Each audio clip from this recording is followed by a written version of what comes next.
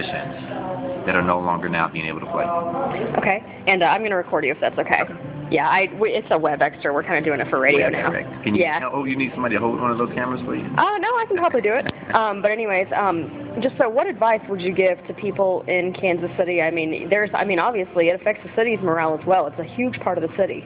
I mean, just being a part of that now. I know you don't live in Kansas City, but I mean, what advice would you give fans? Before I can even give advice, I've been given advice from fans, and they've actually come to me and they've said that they really feel, hey, dock the pay of some of these players. If you take something that's very meaningful to them, all of a sudden they will play. They won't be injured. They'll learn how to make the play. And I really wouldn't blame just the players. It's collectively so many things that have been going on. Like I said, the lockout is really tough. But for the fans itself, they have to realize that there are players that are on the field that are giving 110%.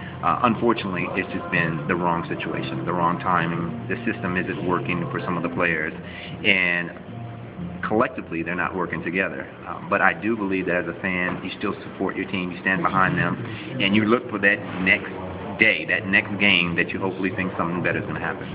And one last question. If you were coaching the Chiefs right now, what would you do? Wow. I'll Dr. Pay. Really? I'll Dr. Pay and say, you got to give me more effort, and we got to win some ball games. You think that would give him a little bit more incentive? I don't think the coach could I don't think even as a coach you could get away with that, but it would give anyone more incentive if you take away something that was very personal to them. Okay, Priest, anything else you want to add? No, that's it. The only thing, I'm sorry, is, of course, the reason why we're here is with the Priest Holmes Foundation. Right, I did want to ask you a little bit about that, and I'm just excited about the community coming together and supporting my event. It's always great to be back here in Kansas City. Love giving back to the community. We have great incentive programs here in Wyandotte County, and we also provide scholarships. And tell me, just tell me a little bit about, what you've been doing since retirement.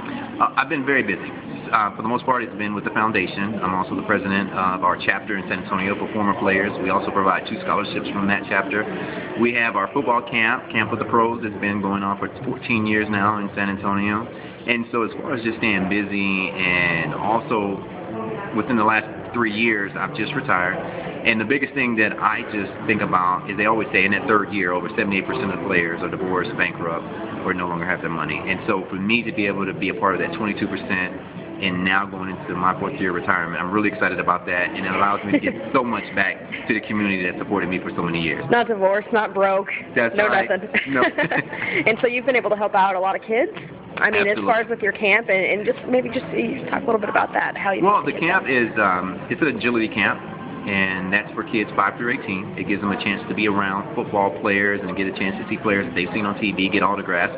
But we also have a 2-day camp where we collectively get involved with the kids, and we actually motivate them. We have them go through drills. We have them compete. And then we talk about competition on so many ways that you can look at that as a positive driver to increase, their academic performance in the classroom. Thank you so very much. Thank you. Thanks for taking the time to talk.